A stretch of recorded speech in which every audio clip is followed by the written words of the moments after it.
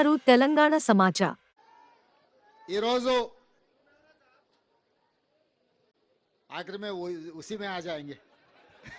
शुरुआत तो इधर से करने दो। आरामगढ़ फ्लाईओवर प्रारंभोत्सव కార్యక్రమానికి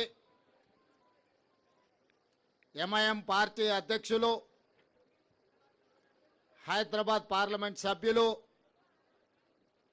మీ అభిమాన నాయకుడు అసదుద్దీన్ ఓవైసీ గారు, సహచర మంత్రివర్గ సభ్యులు దుద్దిల్ల శ్రీధర్ బాబు గారు, శాసనసభలో ఎంఐఎం పక్ష నాయకులు నా చిన్నప్పటి మిత్రుడు అక్బరుద్దీన్ ఓవైసీ గారు, హైదరాబాద్ నగర మేయర్ గద్వాల విజయలక్ష్మి గారు, అదే విధంగా డిప్యూటీ మేయర్ గారు, శాసన మండలి సభ్యులు, శాసనసభ్యులు, హైదరాబాద్ నగర కార్పొరేటర్లు, కార్పొరేషన్ చైర్మన్లు, ముఖ్యంగా హైదరాబాద్ పార్లమెంట్ ప్రాంతం సంబంధించిన వేలాది మంది యువకులు ఈరోజు ఈ ఫ్లైఓవర్ ప్రారంభోత్సవ కార్యక్రమంలో పాల్గొని ప్రభుత్వం చేస్తున్న అభివృద్ధికి అండగా నిలబడ్డందుకు మీకు అందరికీ మనస్ఫూర్తిగా ధన్యవాదాలు। మిత్రులారా, 2005 నుంచి 2009 లోపల ఆనాడు డాక్టర్ వైఎస్ రాజశేఖర రెడ్డి గారు ముఖ్యమంత్రి ఉన్నప్పుడు 11.5 కిలోమీటర్ల మొత్తం ఉమ్మడి రాష్ట్రంలోని అతిపెద్ద ఫ్లైఓవర్ పివి నరసింహారావు గారి ఫ్లైఓవర్ ఆనాడు మనం నిర్మించుకోవడం జరిగింది। మళ్ళీ ఈరోజు కాంగ్రెస్ పార్టీ అధికారంలోకి వచ్చిన తర్వాతనే 4 కిలోమీటర్లు పైగా రెండవ అతి పొడవైన ఫ్లైఓవర్ ఈరోజు జూ పార్క్ దగ్గర ఆరాంగర్ ఫ్లైఓవర్ని మనం నిర్మించుకొని మనకు మనమే పోటీ అని ఈరోజు నిరూపించుకోవడం జరిగింది। ఇవాళ హైదరాబాదు నగర అభివృద్ధి మన తెలంగాణ అభివృద్ధి। ఈ హైదరాబాదు నగర అభివృద్ధి కోసం మన ప్రభుత్వం వచ్చినప్పటి నుండి ప్రణాళికలు చేసి, ప్రణాళికలలో భాగంగా రోడ్ల విస్తరణ, మెట్రో రైల్ నిర్మాణం, తాగునీటి సమస్యల పరిష్కారం, అదేవిధంగా శాంతి భద్రతల పరిరక్షణ, నిరుద్యోగ యువకులకు ఉద్యోగ ఉపాధి అవకాశాల కార్యక్రమాలన్నిటిని కూడా తీసుకొని ఒకటొక్కటిగా పరిష్కరించుకుంటూ ప్రజాప్రతినిధుల చేత చర్చ చేస్తూ ఈ సమస్యలను అన్నిటిని కూడా పరిష్కరించుకున్నాం। ఈరోజు ఈ ఫ్లైఓవర్ ప్రారంభోత్సవమే కాదు, చాంద్రాయణగుట్ట నియోజకవర్గానికి సంబంధించి సివరేజ్ ప్లాంట్స్ కోసం కూడా వందలాది కోట్ల రూపాయల నిధులు అక్బరుద్దీన్ ఓవైసీ గారు అడిగితే వాటి ప్రారంభోత్సవ కార్యక్రమాలను కూడా ఈరోజు మనము మొదలు పెట్టుకున్నాం। ఈరోజు చాలామంది నగర అభివృద్ధి గురించి ఎదురు చూస్తున్నారు। ఈ నగర అభివృద్ధిలో మెట్రో విస్తరించాల్సిన అవసరం ఉన్నది, గోదావరి జలాలను తీసుకురావాల్సిన అవసరం ఉన్నది, మూసీ నదిని పునరుజ్జీవింపజేయాల్సిన అవసరం ఉన్నది। ఆనాడు నిజాం సర్కార్ 1908లో వరదలు వచ్చినప్పుడు హైదరాబాదు నగరంలో వేలాది మంది చనిపోయినప్పుడు ఆ రోజు మోక్షగుండం విశ్వేశ్వరయ్యను ఒక ఆర్కిటెక్టుగా, ఇంజనీర్గా నియమించి ఉస్మాన్ సాగర్, హిమాయత్ సాగర్ను నిర్మించడమే కాకుండా వకారాబాద్ నుంచి వచ్చే మూసా, ఈసా నదుల యొక్క వరదల్ని నియంత్రించి హైదరాబాద్ నగరానికి తాగునీటి సమస్యను పరిష్కరించడమే కాకుండా ఈ హైదరాబాద్ సిటీని లేక్ సిటీగా, లేక్స్ అండ్ రాక్ సిటీగా ప్రపంచంలోని ఒక గొప్ప పేరు నిజాం సర్కార్ ఆనాడు హైదరాబాద్ నగరానికి తీసుకొచ్చిండు। ఇవాళ ఆనాడు నిజాం చేసిన అభివృద్ధిని పరిరక్షించుకుంటే ప్రపంచ చిత్రపటంలో హైదరాబాదు నగరంతో పోటీ పడే నగరమే లేదు। కానీ కాలక్రమేణా కబ్జాదారులు లేదా ఆక్రమించుకోవడం వల్ల హైదరాబాదు నగరం యొక్క సుందరీకరణ దెబ్బతింటున్నది। ఈరోజు హైదరాబాదు నగరంలో చిన్న వర్షం వచ్చినా వరదలు వస్తున్నాయి, ట్రాఫిక్ జామ్లు అవుతున్నాయి। వీటన్నిటిని కూడా పరిష్కరించుకోవాలన్న ఆలోచనతోనే ఈరోజు మన ప్రభుత్వం ముందుకు వెళ్తుంది। भाई बहनों, जो मंच पे बैठे हुए हमारे एमआईएम पार्टी के अध्यक्ष असदुद्दीन ओवैसी साहब, हमारे बचपन के दोस्त, आप लोगों को कितना पता है या नहीं मुझे पता नहीं। 35 साल पहले जब हिमायत नगर में हम अकबरुद्दीन साहब ने जब कॉलेज को जाते वक्त हम लोग सब मिलते थे, मेरा बचपन का दोस्त थे उन्होंने।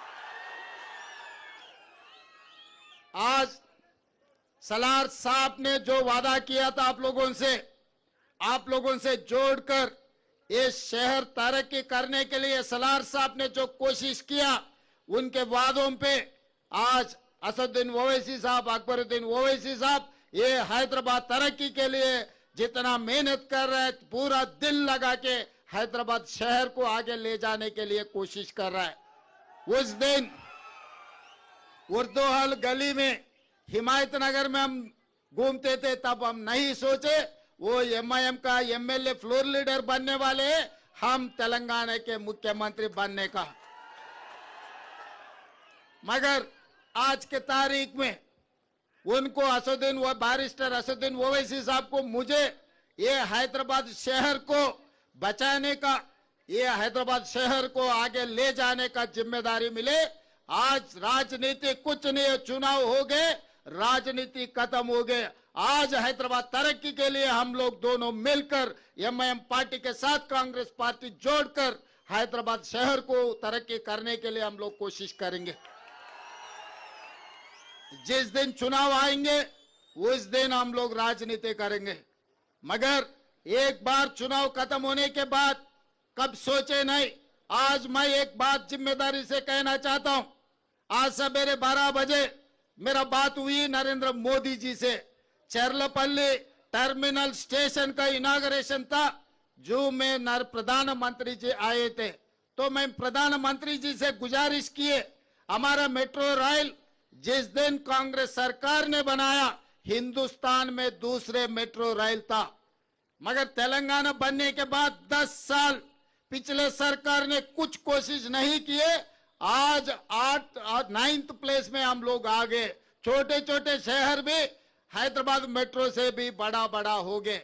मैं वो बात याद दिलाया मोदी जी को, मोदी जी आप प्रधानमंत्री बनकर 11 साल हो गए, मगर हमारे हैदराबाद में 1 किलोमीटर का भी मेट्रो रेल नहीं बनाया, जो खासकर गौलीगुड़ा, फलकनामा, चंद्रायन गुट्टा तक 7.5 किलोमीटर जो मेट्रो का था, एक कदम भी, एक ईंट भी नहीं लगाया।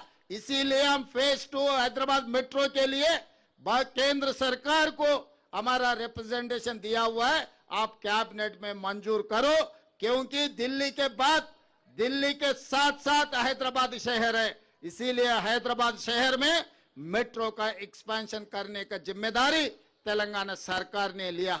इनका जो भी परमिशन है केंद्र सरकार में है।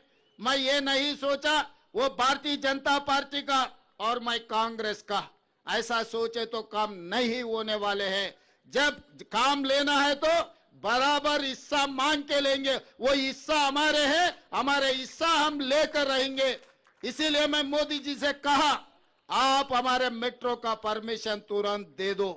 उसके अलावा मैं मोदी जी से पूछा, हमारे मूसी का भी आपके ने पेंडिंग है। आउटर रिंग रोड के साथ साथ आज हम लोग रीजनल रिंग रोड बना रहे, 370 किलोमीटर का रीजनल रिंग रोड हम बना रहे। वो रीजनल रिंग रोड आए तो तेलंगाना में इतना इन्वेस्टमेंट्स आ जाएंगे, तेलंगाना एकदम तरक्की आगे जाने वाले। जैसा दिल्ली, गुड़गांव, हरियाणा है, वो दो मिलाए तो हैदराबाद शहर के सामने, तेलंगाना के सामने छोटे हो जाएंगे। इसीलिए आज ये जो तेलंगाना युवता को जो बेरोजगार है, जिसको नौकरी नहीं है, सबको नौकरी मिलना है, सब तरक्की करना है तो रीजनल रिंग रोड भी बनाना है। रीजनल रिंग रोड के साथ रीजनल रिंग रेल भी हम मांगा था नरेंद्र मोदी जी से।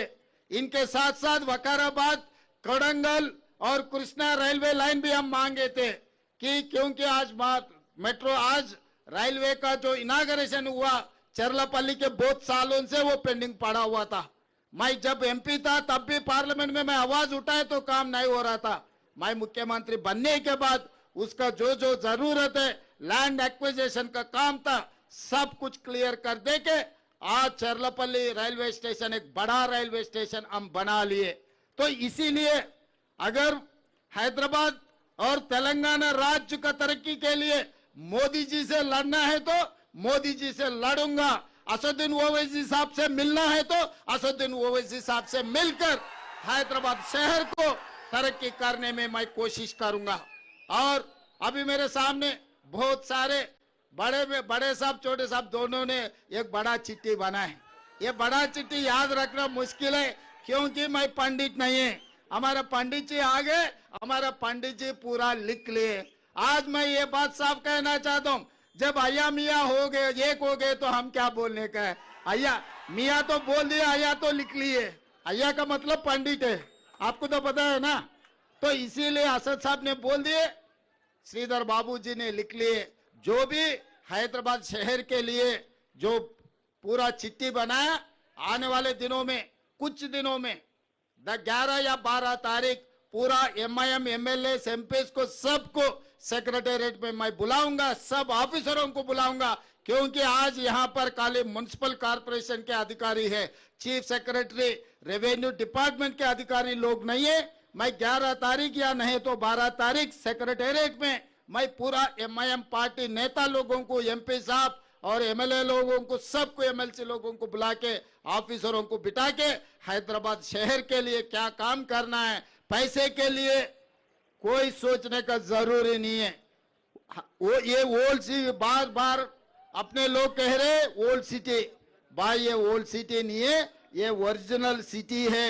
इससे पहले मैं चंद्रायनगुट्टा में यही बात कहा, ये पूरा तेलंगाना में जो शहर है, जो सिटी है, जो ओरिजिनल सिटी है वो सिटी है हैदराबाद सिटी। ये हैदराबाद सिटी के लिए, ये ओरिजिनल सिटी के लिए अगर पैसे कम पड़ा तो तेलंगाना सरकार रहने का भी कोई कामयाबी नहीं है, कोई काबिल नहीं है। इसीलिए जो हमारे सरकार में मैं आते ही रोड वाइडनिंग के लिए पैसे दिए, मेट्रो रेल के लिए पैसे दिए, फ्लाईओवर्स के लिए पैसे दिए, सीवरेज ट्रीटमेंट प्लांट बनाने के लिए पैसे दिए। आज मिरालम टैंक में एक अच्छा केबल ब्रिज बनाने के लिए दुर्गम चरू में आप उधर जाके देखना पड़ रहा है। 2 साल के बाद लोग इधर आएंगे, मिरालम टैंकी के ऊपर केबल ब्रिज देखने के लिए पूरा तेलंगाना से कोने कोने से लोग आएंगे। यहाँ ये जू पार्क के साथ साथ मिरालम टैंकी में केबल ब्रिज देखने के लिए लोग इधर हाजिर हो जाएंगे। तो इसीलिए अंडरग्राउंड ड्रेनेज के लिए, पीने के पानी के लिए, वैसे ही जो चारमीनार पेडेस्ट्रियल के जो प्रोजेक्ट है अकबर साहब ने कहा, वो प्रोजेक्ट के लिए जो भी आप कह दिए हर चीज के लिए पैसे तैयार है। काम करवा लेने का जिम्मेदारी आप लोगों का है क्योंकि पूरा तेलंगाना में इधर उधर घूमने में मैं कभी अगर इधर नहीं देखे तो आप लोगों का जिम्मेदारी है। आप काम करवा लो, पैसे देने का जिम्मेदारी मेरा है क्योंकि ये हैदराबाद शहर से मेरा ज्यादा प्यार है। मेरा गांव यहीं से चंद्रायनगुट्टा बारका से निकले तो मेरा गांव आएंगे। बचपन से मैं इधर ही से आ रहा हूँ, जा रहा हूँ। संतोष नगर से लेकर चंद्रायनगुट्टा तक ओल्ड सिटी में गली गली मुझे पता है। तो ये शहर को जब हम अच्छा करेंगे तभी अपना नाम रोशन हो जाएंगे। बाहर गए तो आप कुछ भी बोलो कोई पहचानते नहीं, मगर हैदराबाद से आया बोले तो सब कुछ पहचानते। अपने पहचान हैदराबाद है। जब अपने पहचान के लिए पैसे कम पड़ा तो ये सरकार ठीक से काम नहीं किया जैसा हो जाएंगे। इसीलिए इसमें जो भी जरूरत है हम इंटरनेशनल कंसल्टेंट को अपॉइंट किए इस पूरे कामों के लिए। कंसल्टेंट के साथ साथ अपने MIM MLAs और नेता लोगों को बिठाऊंगा हैदराबाद के लिए। एजुकेशनल इंस्टीट्यूट, वो ITI, वो अकबर साहब असद साहब ने कह रहा था साहब हमारे लिए एक इंजीनियरिंग कॉलेज, बस जरूर जब जरूरत पड़े तो मैं एजुकेशनल डिपार्टमेंट को बोलूंगा, टेक्निकल एजुकेशन डिपार्टमेंट को जरूर हम इंजीनियरिंग कॉलेज देने के लिए कोशिश करेंगे। और आगे जूनियर कॉलेज, डिग्री कॉलेज के बारे में चंद्रायनगुट्टा में शुरू करने के लिए अकबर साहब ने कहा हम एजुकेशनल इंस्टीट्यूट में इंस्टीट्यूट से देने के लिए हम पीछे हटने वाले नहीं है। जो जो जरूरत है जरूर वो काम हम लोग करेंगे। और उस्मानिया दवाखाना, निजाम सरकार ने अपने लिए उस्मानिया दवाखाना बना के दिए। आज उस्मानिया दवाखाना के वहाँ पर हाल देखे तो कोई भी परेशान हो जाएंगे।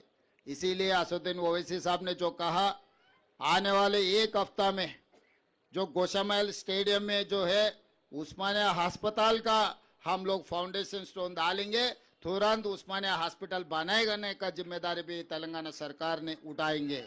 और जो भी जितने भी बोले हम अधिकारियों को भी बोल दिए लिखने के लिए। और आगे 11 तारीख या 12 तारीख में सेक्रेटेरिएट में बुला के साहब लोग ने जो जो कहा हैदराबाद शहर के लिए सब कुछ मंजूर करवा देंगे।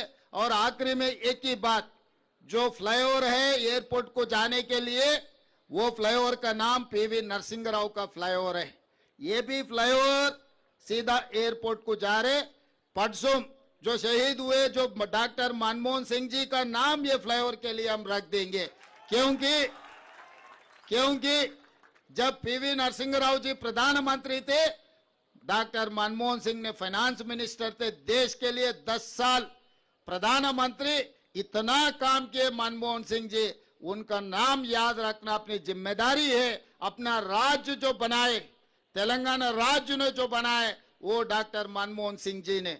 इसीलिए अपना ओरिजिनल सिटी में मनमोहन सिंह जी का याददाश्त रहना। इसीलिए ये फ्लाईओवर को मैं असदुद्दीन ओवैसी साहब और श्रीधर बाबू जी से गुजारिश करता हूं, ये आप लोग मान लेना, ये इधर ये जो फ्लाईओवर को डॉक्टर मनमोहन सिंह जी का नाम रखेंगे, क्योंकि वो देश का नाम पूरा दुनिया में आगे लेकर गए। उनके नाम याद रखना, क्योंकि मैं फाइनेंशियल डिस्ट्रिक्ट में उनका स्टैच्यू लगा रहा हूं। फिर बाद में बोलेंगे असद साहब ने नया शहर में उनका पुतली लगाया, ओल्ड सिटी में कुछ दिया ही नहीं। इसीलिए ओल्ड सिटी में उनका नाम दे रहा हूं। ये यहाँ जो फ्लाईओवर है मनमोहन सिंह जी का नाम रखेंगे। हमारे म्युनिसिपल ऑफिसरों को भी मैं आदेश दे रहा हूं ये मंच से, ये फ्लाईओवर का नाम डॉक्टर मनमोहन सिंह जी फ्लाईओवर, इसका नाम तय कर दो। और आगे जो करना है, मैं और एक बार कहना चाहता हूं, मैं किसी से मिला, किसी से अगर बात किए तो तेलंगाना राज्य तरक्की के लिए मैं मिलूंगा। तेलंगाना राज्य तरक्की के लिए मैं सबसे मिलकर आगे जाऊंगा। जब जरूरत पड़े, जो लड़ना है तो हर कोई भी हो सामने वाले तेलंगाना के लिए मैं लड़ूंगा। तो इसमें कोई कॉम्प्रोमाइज नहीं है। आज जो डेवलपमेंट में हमारे साथ एमआईएम पार्टी हमारे साथ में है, ये डेवलपमेंट के लिए हम लोग दोनों मिलकर भाई जैसा मिलकर हम लोग डेवलपमेंट कर देंगे।